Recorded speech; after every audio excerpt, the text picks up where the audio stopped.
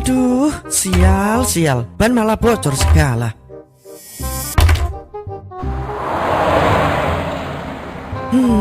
Sampai juga akhirnya.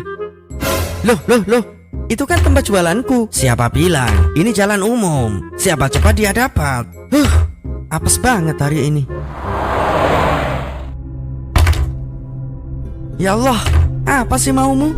Aku sudah kau takdirkan jadi orang miskin, lalu kau persusah perjalananku bekerja. Kau juga kasihkanlah jualanku untuk orang lain. Ini gak adil. Halo, permisi. Minggir. Gini caranya. Awas, kebakaran. Hah? Kebakaran, tolong ya Allah. Kebakaran, tolong. Lah, dia langsung ingat Allah, padahal tadi protes-protes sama Allah. Ya, begitulah manusia. Saat dikasih azab, ingatnya Allah mulu. Giliran dikasih nikmat, lupa. Hah? Siapa kalian? Kami adalah penjaga hatimu. Oh, jadi kalian yang menipu teriak-teriak kebakaran tadi. Kami hanya mau mengingatkan supaya Bapak tetap bersyukur dalam keadaan apapun. Hahaha. Bersyukur? Apa yang mau disyukuri? Allah sama sekali tidak memihakku dalam hidup ini. Dengar baik-baik. Ada yang lebih penting dalam hidup ini dibanding hanya masalah untung rugi, kaya miskin, dan kemauanmu. Hah? Apa itu? Tahukah kamu bahwa bencana atau azab Allah itu bisa datang kapan saja dan di mana saja? Maksudnya, itulah yang harus ditakutkan sebenarnya. Kamu masih bisa bernafas dan berdiri tegak saat ini, itu semata karena kemurahan Allah.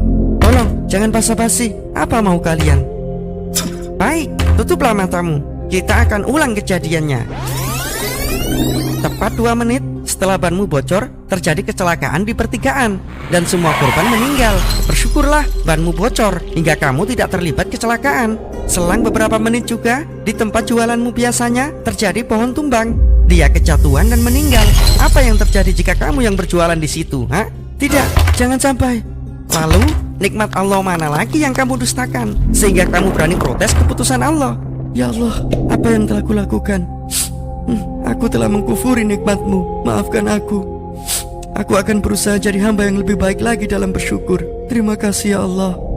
Dan ingatlah ketika Tuhanmu memaklumkan, sesungguhnya jika kamu bersyukur, niscaya aku akan menambah kepadamu. Tetapi jika kamu mengingkari, maka pasti azabku sangatlah pedih.